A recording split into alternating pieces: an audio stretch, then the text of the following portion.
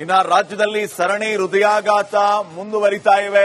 ಮೈಸೂರಲ್ಲಿ ಹೃದಯಾಘಾತದಿಂದ ಯುವಕ ಮೃತಪಟ್ಟಿರುವಂತಹ ಘಟನೆ ನಡೆದಿದೆ.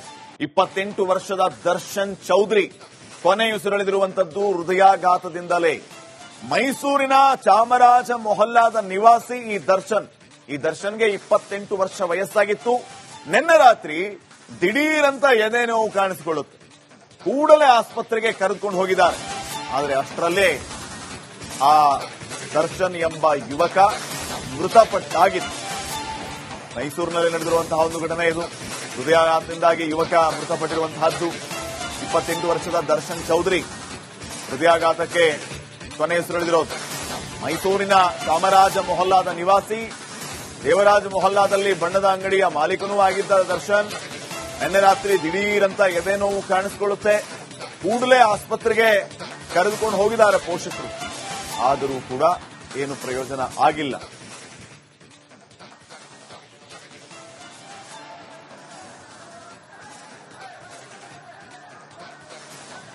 ಇವಾಗ ಇನ್ನಷ್ಟು ಮಾಹಿತಿಯನ್ನ ನೀಡ್ತಾರೆ ನಮ್ಮ ಮೈಸೂರು ಪ್ರತಿನಿಧಿ ವಿನೋದ್. ಈಗ ನೇರ ಸಂಪರ್ಕದಲ್ಲಿ ಜಾಯಿನ್ ಆಗ್ತಾ ಇದ್ದಾರೆ. ವಿನೋದ್, ಗಮನಿಸ್ತಾ ಇದ್ದೀವಿ ಮೈಸೂರಿನಲ್ಲಿ ಈ ಹೃದಯಾಘಾತದ ಆತಂಕ ಎಷ್ಟರ ಮಟ್ಟಿಗೆ ಜನರನ್ನ ಕಾಡ್ತಾ ಇದೆ, ಏನೆಲ್ಲ ಸಮಸ್ಯೆ ಆಗ್ತಾ ಇದೆ ಅಂತ ಹೇಳಿ. ಇದ್ರ ಮಧ್ಯೆ ಈಗ ಮತ್ತೊಂದು ಇಂಥದ್ದೇ ಪ್ರಕರಣ ನಡೆದಿರುವಂತದ್ದು. ಜಯದೇವ ಹಾಸ್ಪಿಟಲ್ಗೆ ಜನ ಮುಗಿಬೀಳ್ತಾ ಇದ್ದಾರೆ, ಪರೀಕ್ಷೆ ಮಾಡಿಸ್ಕೊಳ್ಳೋದಕ್ಕೆ ಹೋಗ್ತಾ ಇದ್ದಾರೆ. ಈ ಮಧ್ಯೆ ಸಾವಿನ ಸಂಖ್ಯೆಯೂ ಕೂಡ ಹೆಚ್ಚಾಗ್ತಾ ಇರುವಂತದ್ದು. ಏನ್ ನಡೀತಾ ಇದೆ ಮೈಸೂರು ಜಿಲ್ಲೆಯಲ್ಲಿ?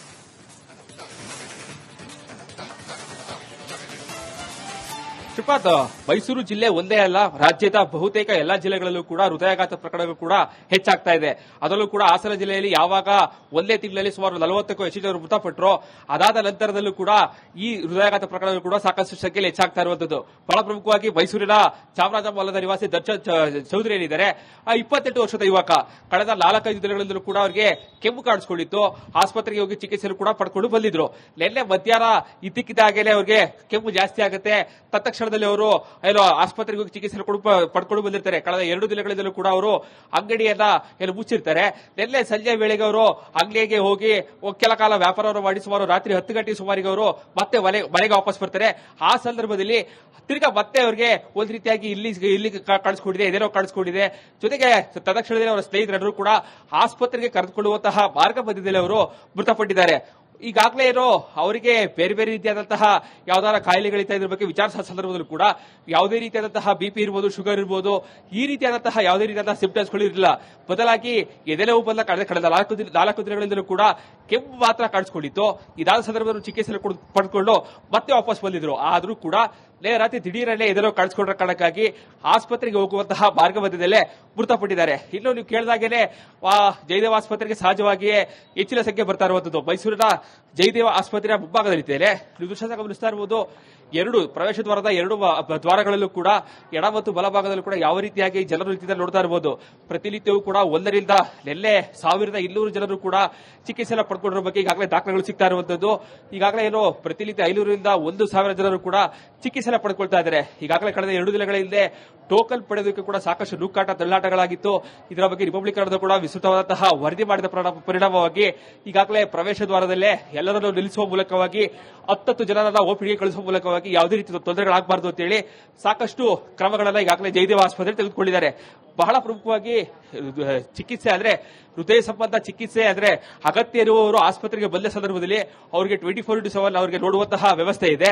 ಆದ್ರೆ ಯಾವಾಗ ಪ್ರಕರಣಗಳು ಹೆಚ್ಚಾಗ್ತಾ ಇದೆಯೋ, ಹೃದಯವನ್ನ ಪರೀಕ್ಷೆ ಮಾಡಿಸ್ಕೊಳ್ಳೋದಕ್ಕೆ ಬರ್ತಾ ಇರುವಂತಹ ಸಂಖ್ಯೆ ಜಾಸ್ತಿ ಆಗೋ ಕಾರಣಕ್ಕಾಗಿ ಆಸ್ಪತ್ರೆ ಸಿಬ್ಬಂದಿ ಇರ್ಬೋದು, ವೈದ್ಯರಿರ್ಬೋದು, ಎಲ್ಲರಿಗೂ ಕೂಡ ಒಂದು ರೀತಿಯಾದಂತಹ ಒತ್ತಡ ಜಾಸ್ತಿ ಆಗ್ತಾ ಇರುವಂತದ್ದು. Shripad. Okay, thank you Vinod ಮಾಹಿತಿಗಾಗಿ. ಇನ್ನು ಹಾಸನದಲ್ಲಿ ಸರಣಿ ಹೃದಯಾಘಾತದ ವಿಚಾರಕ್ಕೆ ಸಂಬಂಧಪಟ್ಟಂತೆ ಇವತ್ತು ಸರ್ಕಾರದ ಕೈ ಸೇರುತ್ತೆ ಅಂತಿಮ ತನಿಖಾ ವರದಿ. ಡಾಕ್ಟರ್ ರವೀಂದ್ರ ನೇತೃತ್ವದ ತಂಡದಿಂದ ವರದಿಯನ್ನ ಸಿದ್ಧಪಡಿಸಲಾಗಿದೆ. ವರದಿಯಲ್ಲಿ 23 ಜನರ ಸಾವಿನ ರಹಸ್ಯ ಅಡಗಿದೆ. 3 ಮಾದರಿಯಲ್ಲಿ ಅಧ್ಯಯನವನ್ನ ಈ ತಂಡ ನಡೆಸಿದೆ.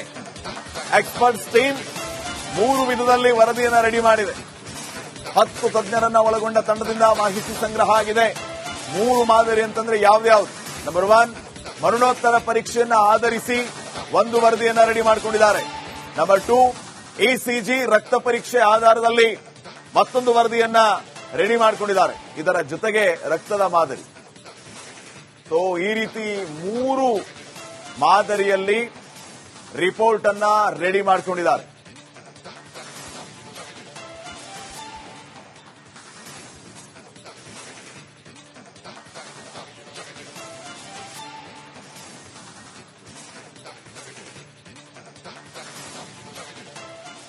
ಇನ್ನು ರಾಜ್ಯದಲ್ಲಿ ಸರಣಿ ಹೃದಯಾಘಾತ ಮುಂದುವರಿತಾ ಇವೆ. ಮೈಸೂರಲ್ಲಿ ಹೃದಯಾಘಾತದಿಂದ ಯುವಕ ಮೃತಪಟ್ಟಿರುವಂತಹ ಘಟನೆ ನಡೆದಿದೆ. 28 ವರ್ಷದ ದರ್ಶನ್ ಚೌಧರಿ ಕೊನೆಯುಸಿರೆಳೆದಿರುವಂತದ್ದು ಹೃದಯಾಘಾತದಿಂದಲೇ. ಮೈಸೂರಿನ ಚಾಮರಾಜ ಮೊಹಲ್ಲಾದ ನಿವಾಸಿ ಈ ದರ್ಶನ್ಗೆ 28 ವರ್ಷ ವಯಸ್ಸಾಗಿತ್ತು. ನಿನ್ನೆ ರಾತ್ರಿ ದಿಢೀರಂತ ಎದೆ ನೋವು ಕಾಣಿಸಿಕೊಳ್ಳುತ್ತೆ. ಕೂಡಲೇ ಆಸ್ಪತ್ರೆಗೆ ಕರೆದುಕೊಂಡು ಹೋಗಿದ್ದಾರೆ. ಆದರೆ ಅಷ್ಟರಲ್ಲೇ ಆ ದರ್ಶನ್ ಎಂಬ ಯುವಕ ಮೃತಪಟ್ಟಾಗಿತ್ತು. ಮೈಸೂರಿನಲ್ಲಿ ನಡೆದಿರುವಂತಹ ಒಂದು ಘಟನೆ ಇದು. ಹೃದಯಾಘಾತದಿಂದಾಗಿ ಯುವಕ ಮೃತಪಟ್ಟಿರುವಂತಹದ್ದು. 28 ವರ್ಷದ ದರ್ಶನ್ ಚೌಧರಿ ಹೃದಯಾಘಾತಕ್ಕೆ ಕೊನೆಯುಸಿರೆಳೆದಿರೋದು. ಮೈಸೂರಿನ ಚಾಮರಾಜ ಮೊಹಲ್ಲಾದ ನಿವಾಸಿ. ದೇವರಾಜ ಮೊಹಲ್ಲಾದಲ್ಲಿ ಬಣ್ಣದ ಅಂಗಡಿಯ ಮಾಲೀಕನೂ ಆಗಿದ್ದ ದರ್ಶನ್ ನಿನ್ನೆ ರಾತ್ರಿ ದಿಢೀರಂತ ಎದೆ ನೋವು ಕಾಣಿಸಿಕೊಳ್ಳುತ್ತೆ. ಕೂಡಲೇ ಆಸ್ಪತ್ರೆಗೆ ಕರೆದುಕೊಂಡು ಹೋಗಿದ್ದಾರೆ ಪೋಷಕರು. ಆದರೂ ಕೂಡ ಏನು ಪ್ರಯೋಜನ ಆಗಿಲ್ಲ.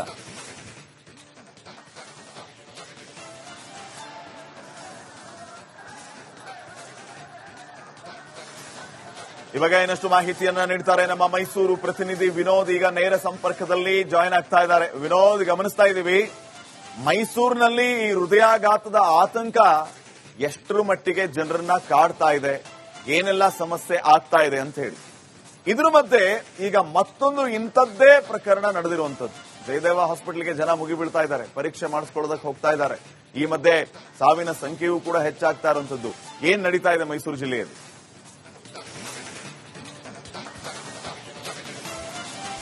ಶ್ರೀಪಾದ್, ಮೈಸೂರು ಜಿಲ್ಲೆ ಒಂದೇ ಅಲ್ಲ, ರಾಜ್ಯದ ಬಹುತೇಕ ಎಲ್ಲಾ ಜಿಲ್ಲೆಗಳಲ್ಲೂ ಕೂಡ ಹೃದಯಾಘಾತ ಪ್ರಕರಣಗಳು ಕೂಡ ಹೆಚ್ಚಾಗ್ತಾ ಇದೆ. ಅದರಲ್ಲೂ ಕೂಡ ಹಾಸನ ಜಿಲ್ಲೆಯಲ್ಲಿ ಯಾವಾಗ ಒಂದೇ ತಿಂಗಳಲ್ಲಿ ಸುಮಾರು 40ಕ್ಕೂ ಹೆಚ್ಚು ಜನರು ಮೃತಪಟ್ಟರು, ಅದಾದ ನಂತರದಲ್ಲೂ ಕೂಡ ಈ ಹೃದಯಾಘಾತ ಪ್ರಕರಣಗಳು ಕೂಡ ಸಾಕಷ್ಟು ಸಂಖ್ಯೆಯಲ್ಲಿ ಹೆಚ್ಚಾಗ್ತಾ ಇರುವಂತದ್ದು. ಬಹಳ ಪ್ರಮುಖವಾಗಿ ಮೈಸೂರಿನ ಚಾಮರಾಜ ಮೊಹಲ್ಲಾದ ನಿವಾಸಿ ದರ್ಶನ್ ಚೌಧರಿ ಏನಿದ್ದಾರೆ, 28 ವರ್ಷದ ಯುವಕ. ಕಳೆದ 4-5 ದಿನಗಳಿಂದಲೂ ಕೂಡ ಅವರಿಗೆ ಕೆಮ್ಮು ಕಾಣಿಸಿಕೊಂಡಿತ್ತು. ಆಸ್ಪತ್ರೆಗೆ ಹೋಗಿ ಚಿಕಿತ್ಸೆ ಕೂಡ ಪಡ್ಕೊಂಡು ಬಂದಿದ್ರು. ನಿನ್ನೆ ಮಧ್ಯಾಹ್ನ ಇದ್ದಕ್ಕಿದ್ದಾಗೇನೆ ಅವರಿಗೆ ಕೆಮ್ಮು ಜಾಸ್ತಿ ಆಗುತ್ತೆ. ತತ್ಕ್ಷಣದಲ್ಲಿ ಅವರು ಆಸ್ಪತ್ರೆಗೆ ಹೋಗಿ ಚಿಕಿತ್ಸೆ ಪಡ್ಕೊಂಡು ಬಂದಿರ್ತಾರೆ. ಕಳೆದ 2 ದಿನಗಳಿಂದಲೂ ಕೂಡ ಅವರು ಅಂಗಡಿಯನ್ನ ಮುಚ್ಚಿರ್ತಾರೆ. ನಿನ್ನೆ ಸಂಜೆ ವೇಳೆಗೆ ಅವರು ಅಂಗಡಿಗೆ ಹೋಗಿ ಕೆಲ ಕಾಲ ವ್ಯಾಪಾರವನ್ನು ಮಾಡಿ ಸುಮಾರು ರಾತ್ರಿ 10 ಗಂಟೆ ಸುಮಾರಿಗೆ ಅವರು ಮತ್ತೆ ಮನೆಗೆ ವಾಪಸ್ ಬರ್ತಾರೆ. ಆ ಸಂದರ್ಭದಲ್ಲಿ ತಿರ್ಗಾ ಮತ್ತೆ ಅವರಿಗೆ ಒಂದ್ ರೀತಿಯಾಗಿ ಇಲ್ಲಿ ಕಾಣಿಸ್ಕೊಂಡಿದೆ, ಇದೇನೋ ಕಾಣಿಸ್ಕೊಂಡಿದೆ.